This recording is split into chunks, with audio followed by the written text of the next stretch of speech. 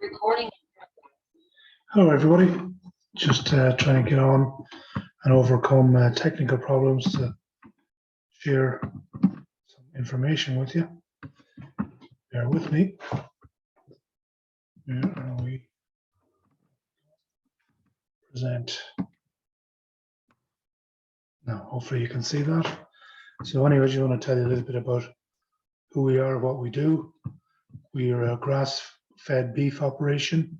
We're located between Kinnegad and Enfield. And I just want to tell you a little bit about our operation. So we produce 100% grass-fed beef. We've been doing that for a number of years now. But ultimately, we found that there's three things that people are looking for in grass-fed beef. They're looking for nutrient density. Like this grass-fed beef, it started as a trend with the beautiful people in Hollywood looking for the best lipid and fat profile in the meat that they could get. And they came on grass-fed beef. Like that's the nearest thing to fish that you could be eating in terms of the DHA content in the meat. So first thing they want is nutrient density. Okay. The second thing they want is happy animals in a setting in balance with nature. And number three, if they're paying a premium price, they expect trust and transparency. So that's what we set about to do. And you can see here with our cattle here, they're going in onto grass that's quite strong. I'll tell you a little bit about my grass management as we go on, but we've mostly permanent pasture, like I showed you here. We have a little bit of agroforestry, silvopasture. This is an alder plantation, about 8 years old. We've been grazing through it 2 or 3 times a year now for the last, this is our 3rd year doing it. We also have some ash plantations that we graze through, and next year we have a spruce and large plantation that we'll thin out and hopefully get a bit of grass growing on it. It's 8 years old.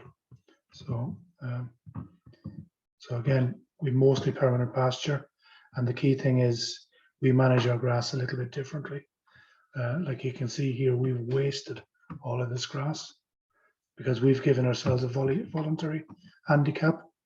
We don't use fertilizer to grow our grass. We let cattle graze the tips and waste the rest.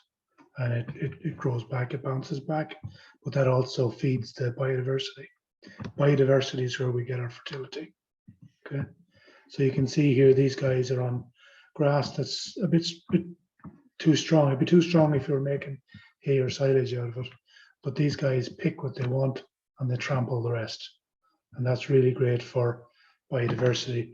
This is one of our drier fields in an extremely dry year this year. This has probably had 30, 40 days recovery when we've seen this. But look at lots of old structure, lots of grass left standing. We have an orweb spider, plenty of life in the soil for him to devour. He's the top of that food chain. But also, like I noticed walking across it, there was frogs on the top of a hill, the driest, one of the driest years ever. But that bounty spills over. Then we've got buzzards, got sparrowhawks. This one, apparently it's a female sparrowhawk. They're twice the size apparently of the males. They're the ones that take down the big birds. That's a pigeon. Okay, that was interesting. So ultimately, this is what the end produce of the fruits of our labor.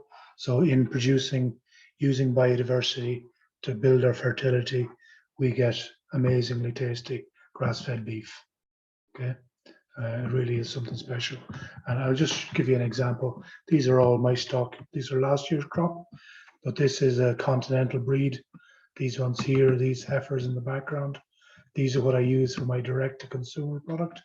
I use the heifers, could use the steers also, but I choose not to. But like these guys were sold on to the factory farmers. They'll probably, like this guy here, he probably reached his potential for what he could do on grass. Like he after he left me, I'm sure he spent 90 days being fed grains and whatever to reach his potential for his skeleton size, whereas these guys here have reached their full physical expression just eating grass. So ultimately, which would you think is better for you? An animal like this, where it's gone on to the next owner who's really just deciding, well, what's the price of corn on international markets? What's the price of soy on international markets? And the end customer is you're just a factor in an equation to figure out how much to pay for all this other stuff. Or would you rather eat like the farmer eats himself, eats his family, where the omega-3 to omega-6 ratio, when they're eating this salad bar, it's as nature intended. So that's what we do. This was actually the first heifer, as not good to put a name or a face on a plate, but look, she's eating dandelions. So that was, that's how we do it, and that's our shop. You can get boxes delivered to your door, small, medium, or large. Get gift vouchers for Christmas. Don't want to talk about food shortages or anything like that, but all this stuff about petrol shortages and stuff. Anyway, never mind. So that's us. That's Fat of the Land, and a little bit about what we do. So talk to you again soon.